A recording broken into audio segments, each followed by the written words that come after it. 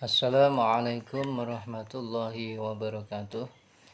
Pada kesempatan kali ini kita akan membahas tentang beberapa kesunahannya wudhu. Bismillahirrahmanirrahim. Wa sunnalahu asyratu asya'a at-tasmiyatu wa ghuslul kafaini qabla idkhalihimal ina'a wal madmadatu wal istinsyaqu wa masu jami'ir ra'si wa masu jami'ul uzunaini zahiruhuma wa batinuhuma bima'in jadidin wa takhlilul lihyatil kasati wa takhlilul aswabi'il yadaini war rijlaini wa taqdimul yumna 'alal yusra wa taharatu salasan wal muwalatu.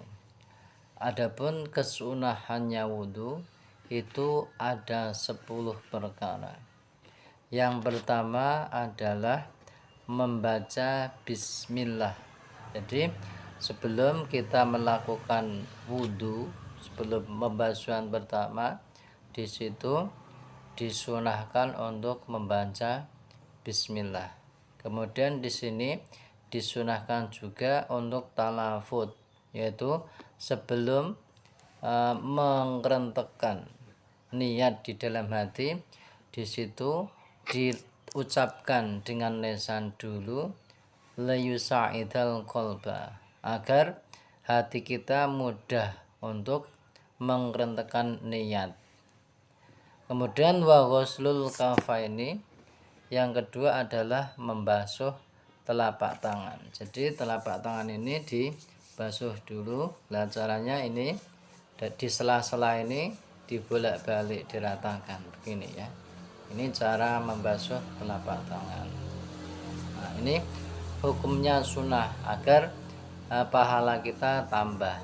Nah, kemudian qabla idkhalihibal ina'a, di sini ketika memang wudhunya itu kalau dalam zaman dahulu, pada masa dahulu itu kan ada wadahnya itu ya. Sebelum dimasukkan itu dibasuh, atau bahkan zaman sekarang itu pakai keran. Di situ juga masih disunahkan untuk namanya ngapurancang ya. Ini membasuh. Jadi begini dulu, kemudian dibalik. Nah, ini hukumnya sunnah. Kemudian wal madmadah, yaitu berkumur. Jadi kita sebelum membasuh wajah, ambil air, berkumur. Itu hukumnya juga sunnah. Kemudian istinsyak, yaitu menghisap air ke dalam hidung. Nah, ini air kita ambil, kemudian kita hirup pakai hidung. Ini agar kotoran-kotoran yang ada di dalam hidung seperti sisa-sisa ingus gitu ya, umbel, secara bahasa istilah bahasa Jawanya upil itu bisa lepas, bisa bersih. Makanya disunahkan untuk istinsyak, yaitu menghisap air pada hidung. Kemudian wa masu jami'ir ra'si, kesunahannya lagi adalah membasuh ke semua kepala.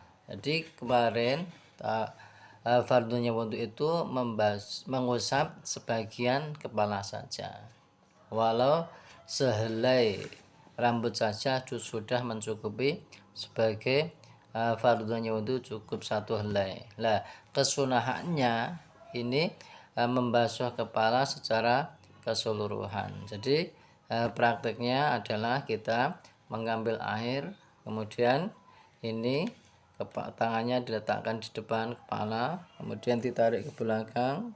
Nah, terus dikembalikan lagi ke depan agar rambutnya itu yang di bawah itu bisa terbasahi. Nah, ini hukumnya sunnah mengusap keseluruhan kepala.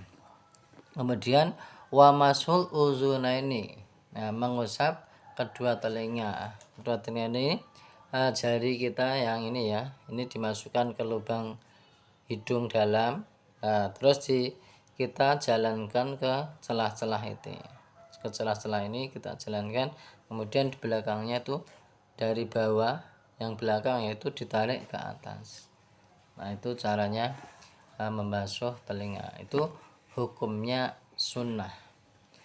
Kemudian bimain jadidin, jadi menggunakan air yang baru. Wa takhlilul liyatil kasati. Kemudian kesunahannya lagi adalah menyela-nyelai jenggot. Nah, rambut yang ada di jenggot ini kalau memang tebal ya, nah ini digini-ginikan, disela-selai agar air ini bisa sampai ke kulitnya janggut ininya. Nah, ini hukumnya juga sunnah. Kemudian selanjutnya wa takhlilul aswabi al yadaini. Menyela-nyela ini jari-jari tangan. Nah, ini tadi ya, ini disela-selai. Jadi agar air ini bisa sampai ke dalam lubang-lubang jari ininya. Ini hukumnya sunnah.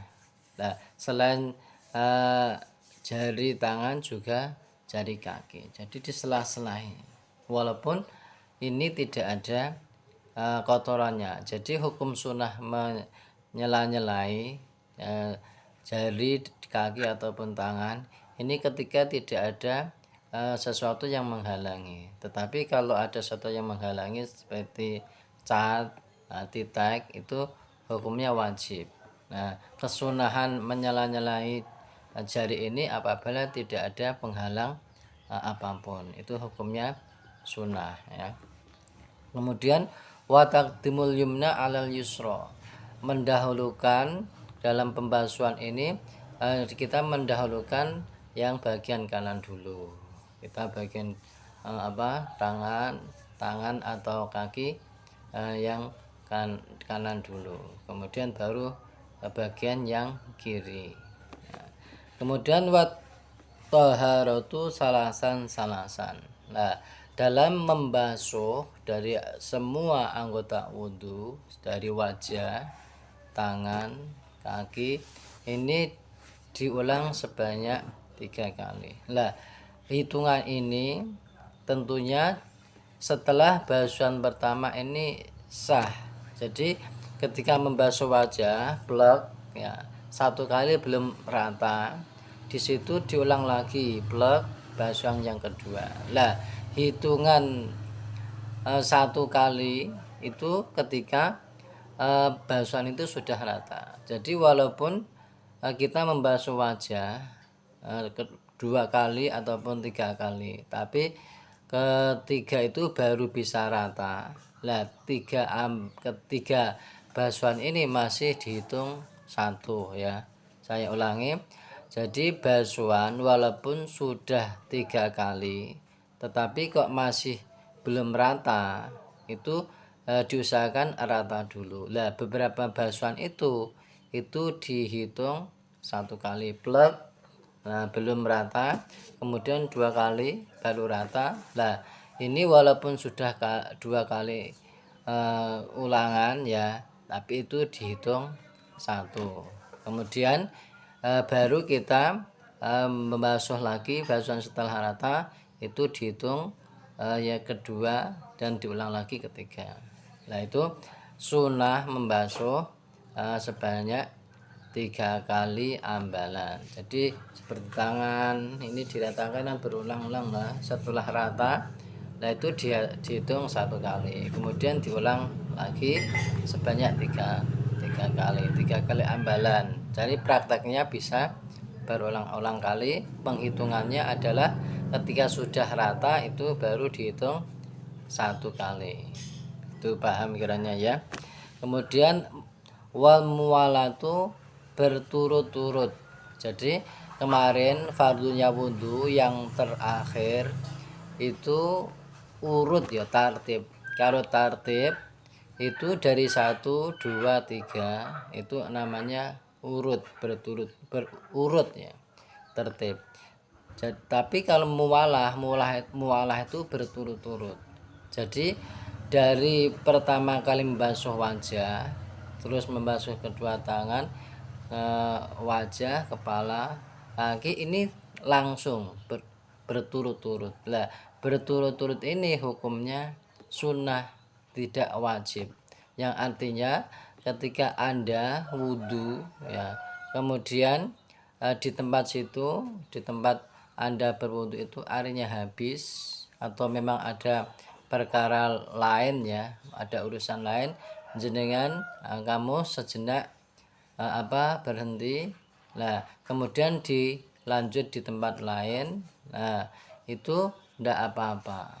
Jadi muwalah berturut-turut itu hukumnya sunnah, tidak wajib ya, tidak wajib. Nah jadi ketika Anda melakukan wudhu secara terus menerus, itu berturut-turut itu ya, dari awal sampai akhir, nah kamu meniat melakukan sunnahnya mualah, nah makanya kamu mendapat tambahan nilai pahala, yaitu melakukan kesunahan wudhu. Jadi dari ke-10 kesunahan ini, ketika kita tahu kemudian kita memang sengaja untuk melakukan kesunahannya, maka kita mendapatkan nilai tambah pahala. Maka orang yang tahu itu beda dengan orang yang tidak tahu. Hal yastabil a'ma wal basir, apakah orang yang bodoh dengan yang pintar itu sama?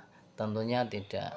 Nah, seperti contoh ini, ketika kita melakukan kesunahan-kesunahan tanpa ada ilmunya, tanpa kita itu tahu bahwa itu sunnah, itu walaupun melakukan tidak mendapatkan pahala. Tetapi ketika kita tahu kemudian kita niat untuk melakukan kesunahan, maka kita mendapatkan nilai tambah. Mudah-mudahan penjelasan ini bisa menjadi suatu pemahaman sehingga kita bisa menyempurnakan wudhu kita, bisa menjadikan mengamalkan kesunahnya. Mudah-mudahan kita diberi kekuatan, keistiqomahan jalan dalam beribadah kepada Allah Subhanahu wa taala. Amin.